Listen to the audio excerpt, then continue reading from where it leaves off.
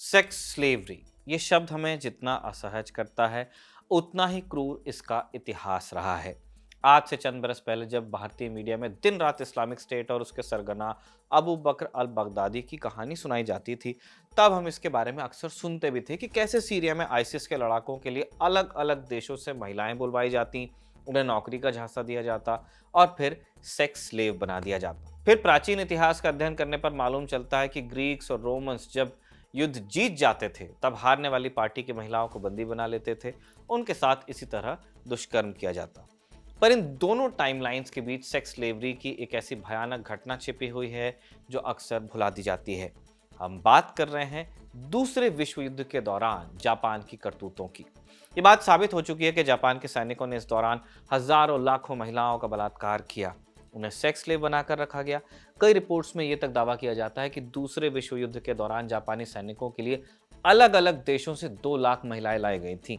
लाई गई से मतलब इन्हें अगवा किया गया था या जबरन इन्हें भेजा गया था। जैसे सेना के लिए गोला बारूद और राशन लिया जाता था, उसी तरह सेक्स के लिए इन महिलाओं को भी सप्लाई किया जाता था। इनमें से सबसे ज्यादा थी साउथ कोरिया से।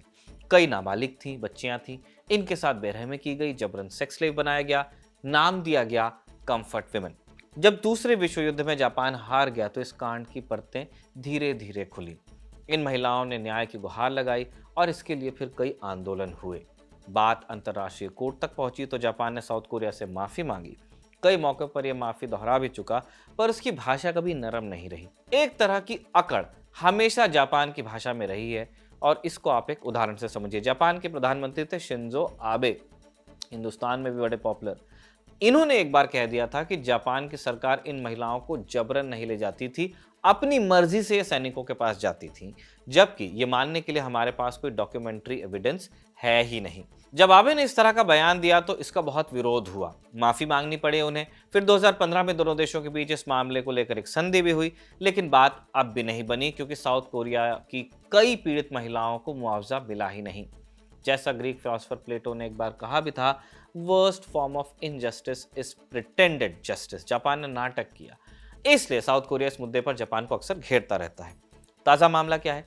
दरअसल साउथ कोरिया के कोर्ट ने फैसला सुनाया कि जिन महिलाओं को मुआवजा नहीं मिला उन्हें मुआवजा दिया जाना चाहिए।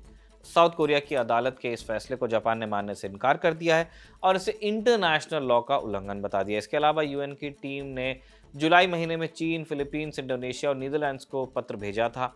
इसमें इन देशों से जवाबदेही मांगी गई थी कि आपके देश में महिलाओं के साथ जो दुष्कर्म हुआ उस पर अपना रिस्पॉन्स दीजिए। अभी तक सिर्फ 3 देशों ने इस पर अपना रिस्पॉन्स भेजा है। यहाँ ये बात बतानी जरूरी है कि जापानी सैनिकों के लिए सिर्फ साउथ कोरिया से नहीं बल्कि चीन, फिलीपींस और इंडोनेशिया जैसे देशों से भी लड़कियां अगवा की गई थी। कंफर्ट विमेन, इन्हें जबरन बनाया गया। ताज़ा मुद्दा यही है कि एशिया में अमेरिका के 2 सहयोगी आमने सामने हैं। जापान कहता है कि हम माफ़ी मांग चुके, साउथ कोरिया के हिसाब से हम नहीं चल सकते। वहीं साउथ कोरिया कहता है कि अभी तक इंसाफ नहीं हुआ। इसलिए आज के शो में हम जानेंगे कंफर्ट विमेन की पूरी कहानी क्या है और जिस जापान का द्वितीय विश्व युद्ध के दौरान अचानक हृदय परिवर्तन हो गया जब बम गिरे, आज तक उसने कंफर्ट विमेन वाले मामले में न्याय क्यों नहीं किया। नमस्कार, स्वीकार कीजिए निखिल का। आप खबर गांव का डेली इंटरनेशनल बुलेटिन राजदूत देख रहे हैं।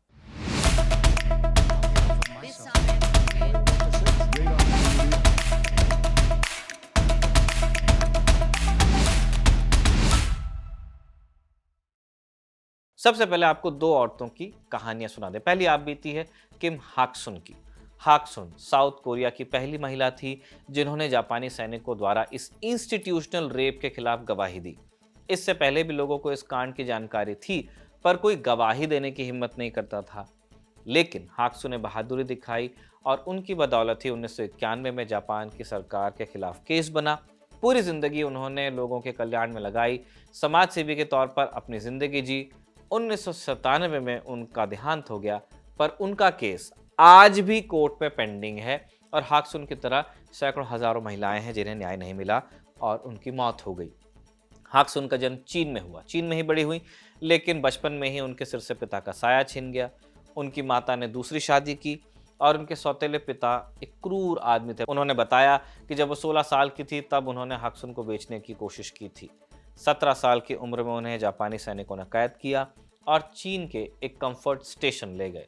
हाक्सुन बताती हैं कि मैंने उस कमरे से भागने की कोशिश की, लेकिन मुझे पकड़ लिया गया और कई सैनिकों ने बार बार बलात्कार किया। मैं रोती थी, मेरे आंसू बहते थे, फिर भी वो लोग नहीं रुकते थे। जब ज़्यादा विरोध करती तो मुझे जापानी अधिकारी लात से पीटा करते और कहा करते कि अगर बात नहीं मानी तो जान से मार देंगे। मुझे उस कमरे में 4 कोरियन लड़कियों के साथ रखा गया था। खाने के लिए सिर्फ चावल मिलता था। जो भी कपड़े उपलब्ध होते वही हम पहनते थे। हर हफ्ते टेस्ट होता था कि किसी तरह की बीमारी तो नहीं लगी। ये हाक्सुन की आप बीती थी। हाक्सुन की बात में एक चीज़ हम अपने ओर से जोड़ देते हैं। आप अगर कंफर्ट वुमेन वाले एपिसोड पर रिसर्च करेंगे तो आपको ये जानकारी भी मिलेगी कि जिन महिलाओं का टेस्ट होता था इस वीकली टेस्ट में, जिनमें पकड़ में आता था कि इन्हें कोई सेक्सुअल डिजीज़ है, ये गायब हो जाती थी। गायब का मतलब इन्हें मार डाला जाता था। दूसरी आप बीती है ली योंग सू नाम की महिला की। जब वो महज 14 साल की थी तब उन्हें जापानी सैनिक अपने साथ ले गए। ऑस्ट्रेलिया के अखबार SBS न्यूज़ को उन्होंने बताया कि जब 14 साल की थी तब उनका अपहरण किया गया था। वो कहती हैं, मुझे एक जापानी सैनिक ने ट्रेन में ज़बरदस्ती चढ़ा दिया, लेकिन उस वक्त तक मुझे पता नहीं था कि मेरे साथ होगा क्या, क्योंकि मुझे उस समय तक पता नहीं था कि इन दिनों लड़कियों के साथ हो क्या रहा है। फिर ट्रेन में जब मुझे एक सैनिक ने बदमाश कहा तब मुझे लगा कि कुछ गलत हो रहा है। मेरे सिर में दर्द था, मैं उल्टी कर रही थी और ट्रेन के बाद फिर मुझे जहाज़ पर लाद दिया गया। फिर हमें ताइवान के एक सैनिक अड्डे पर ले जाया गया। मेरे साथ बाथरूम में दुष्कर्म किया जाता। जब मैं ज़्यादा ही बीमार पड़ जाती तो सो जाती और जब मेरी आंख खुलती तो मैं कंबल के अंदर से ही देखती कि कमरे में जापानी सैनिक दूसरी लड़कियों के साथ दुष्कर्म कर रहे हैं। ली योंगसू और हाक्सुन, हमने सिर्फ 2 महिलाओं की कहानी आपको बताई, पर ऐसी लगभग 2 लाख महिलाएं थीं जिनके साथ एक पॉलिसी के तहत बलात्कार हुआ। हम बार बार इस बात पर जोर इसलिए दे रहे हैं क्योंकि रेप दुनिया भर की फौजों ने किए हैं, हर काल में किए हैं। जो पक्ष हार जाता है उनकी महिलाओं के साथ ये इतिहास से होता आ रहा है, लेकिन औरतों को रसद की तरह, चावल दाल की तरह सैनिकों को सप्लाई किया गया हो, ऐसे उदाहरण बहुत कम हैं। और फिर जापान ने जिस स्केल पर ये सब किया वैसा कभी देखने को भी नहीं मिला। कुछ औरतों ने हिम्मत की, लेकिन सबकी कहानी बाहर नहीं आ सकी क्योंकि दूसरा विश्व युद्ध जब खत्म हो गया तो जापानियों ने इससे संबंधित डॉक्यूमेंट्स जला दिए। पहले कोरियन प्रायद्वीप एक हुआ करता था, आप जानते ही हैं। साउथ और नॉर्थ एक ही था। इस प्रायद्वीप के यानी इस पेनिनसुला के पूरब में है सी ऑफ जापान, पश्चिम में है येलो सी, नीचे यानी दक्षिण में है ईस्ट चाइना सी।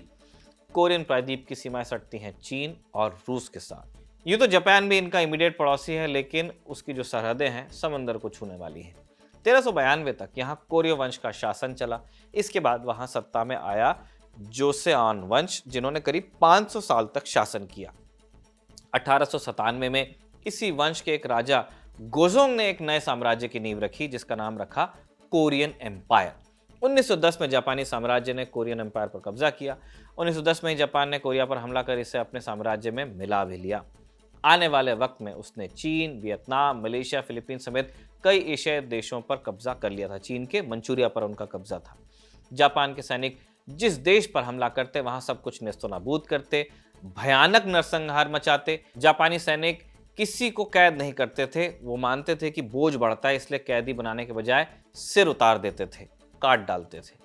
पर यह पैटर्न 1937 में बदला। इस बरस दिसंबर महीने में जापान ने चीन के साथ युद्ध लड़ा।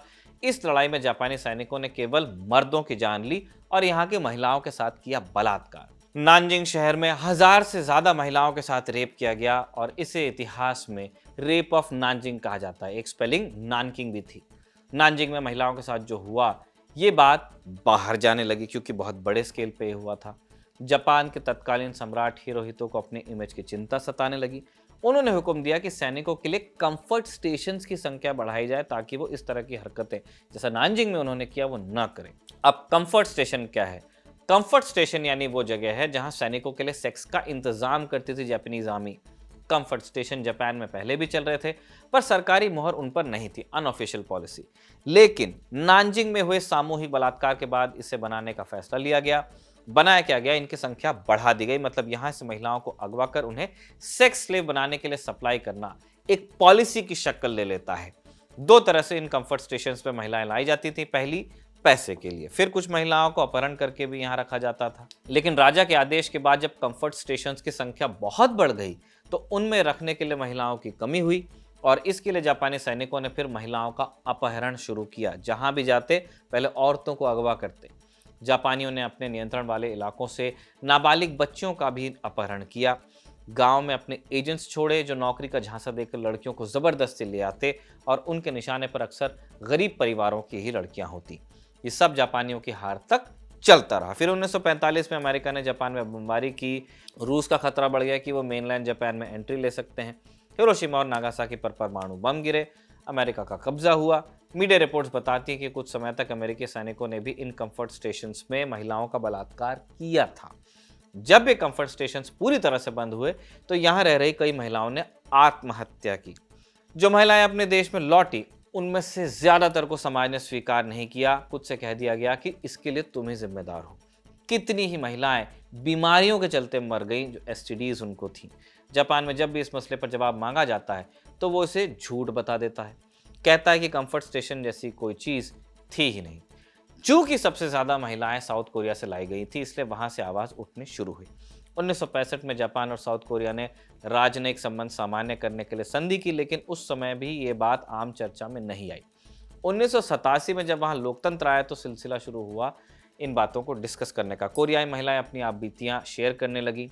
जब इन महिलाओं की संख्या बढ़ गई तो साउथ कोरिया की सरकार ने उनका पक्ष लिया और जापान से भरपाई की मांग की और आखिरकार 1993 में जाकर जापान ने कंफर्ट स्टेशन में महिलाओं के साथ किए गए दुष्कर्म के लिए माफी मांगी। उस समय कीची मियाजावा जापान के प्रधानमंत्री हुआ करते थे।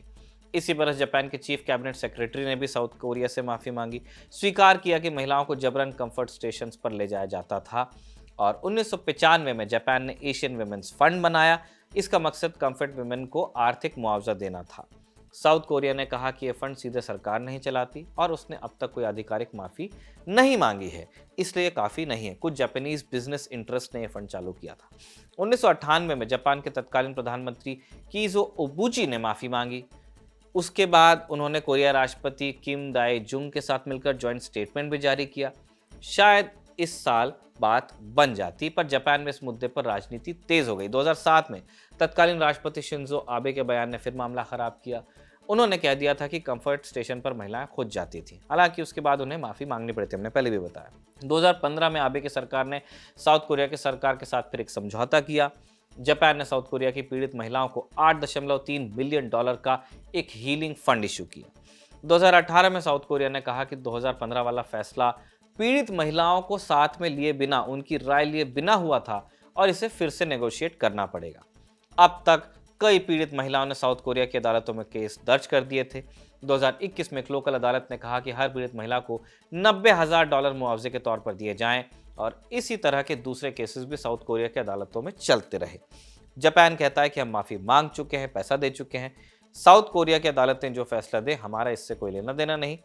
इसी बात पर दोनों देश आमने सामने आते रहते हैं, फिर से आए हैं। वजह हमने शुरू में बताई।